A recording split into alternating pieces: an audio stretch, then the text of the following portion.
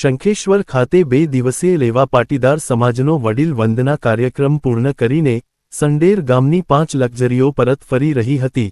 તે દરમિયાન હારીજ સમી હાઈવે પર આઈટીઆઈ કોલેજ પાસે 1 નંબરની લક્ઝરીના ચાલકે એકટીવા ચાલકને બચાવવા જતા લક્ઝરી પલટી મારી હતી, જેમાં એકટીવા ચાલક તેમજ બસમાં સવાર આધેડનું મોત થયું હતું, તો લક્ઝરીમાં સવાર 15મી વધુ મુસાફરોને ઈજાઓ થતા 108 એમ્બ્યુલન્સ મારફતે તેઓને સારવાર અર્થે ધારપુર હોસ્પિટલ તેમજ પાટણની ખાનગી હોસ્પિટલમાં ખસેડાયા હતા।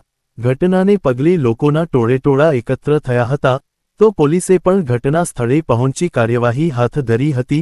શંખેશ્વર ખાતે 2 દિવસીય લેવા પાટીદાર સમાજનો વડીલ વંદના કાર્યક્રમ હતો। આ કાર્યક્રમમાં ભાગ લેવા માટે લેવા પાટીદાર સમાજના 5 ગામોમાંથી કુલ 19 જેટલી લક્ઝરીઓમાં સિનિયર સિટીઝનો શંખેશ્વર ખાતે ગયા હતા।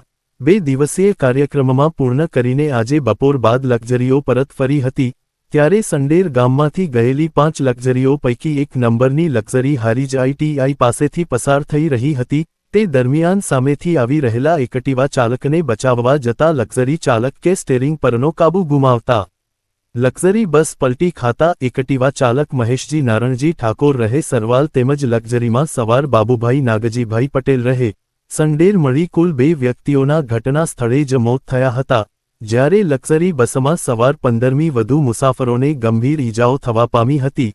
અકસ્માતને પગલે ઘટના સ્થળે લોકોના ટોળેટોળા એકત્ર થયા હતા અને બચાવ કામગીરી હાથ ધરી હતી, તો 108ને પણ જાણ કરાતા 108ની 3 એમ્બ્યુલન્સ તાત્કાલિક ઘટના સ્થળે દોડી આવી હતી અને ઈજાગ્રસ્તોને સારવાર અર્થે પાટણની ધારપુર હોસ્પિટલ તેમજ ખાનગી હોસ્પિટલમાં ખસેડાયા હતા।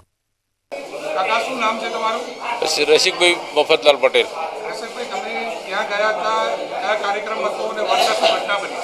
શંખેશ્વર અમારો 10/11/2 તારીખનો વડીલ વંદનાનો કાર્યક્રમ હતો। અમારું પોચગામ લેવા પાટીદાર સામાજિક પરિષદના આયોજનથી આ કાર્યક્રમ કરેલો। 70 વર્ષથી ઉપરના લગભગ અમારે 900ની આજુબાજુ સંખ્યા હતી અને દરેક ગામમાંથી અમારા 5 ગામમાંથી લક્ઝરીઓ 10 તારીખના રોજ અમે લઈને ત્યાં ગયા હતા।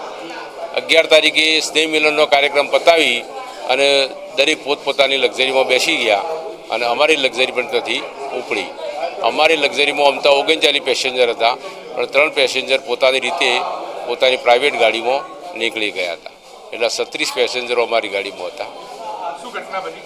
અને ત્યાંથી લગભગ હારીજ આવવાની થોડીક વાર હતી અને એક્ટિવા હોય કે સ્કૂટી હોય તો અમને તો કંઈ દેખાણું નથી, અને એની ટર્નર પેલો ભાઈ લેવા ગયો અને આ ગાડીનાથી આખી પલટી ખાઈ જઈ અને એના કારણથી બધા અંદર દબાઈ ગયા એકબીજાના ઉપર, એટલે એમાંથી બધાને દબાણના કારણથી આ દરેક બધાને મોટાભાગનો જે બેઠો માર વાગ્યો છે એ એકબીજાના ઉપર પડ્યા અને સીટો જે કચરડાના એના કારણથી એમને આ તકલીફો ઊભી થઈ છે।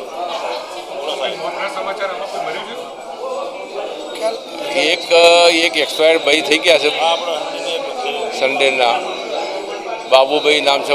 પૂરી અમને તો હજી મને પૂરી ખ્યાલ નથી, પણ અમારા જે મિત્રો છે કારણ કે અમે તો તરત ત્યાંથી હારીજ સરકારી દવાખાનામાં લઈ ગયા અને ત્યાં થોડી જેને લોહી આવેલું તે બધું ટ્રીટમેન્ટ કરી અને પછી પાટાપિંડી કરીને ધનુવાના એવા ઇન્જેક્શનો આપ્યા અને ત્યાંથી અમને એમ્બ્યુલન્સ મારફતે કોઈને ધારપુર લઈ ગયા અને કોઈને અહીંયા જનતામાં લાવ્યા।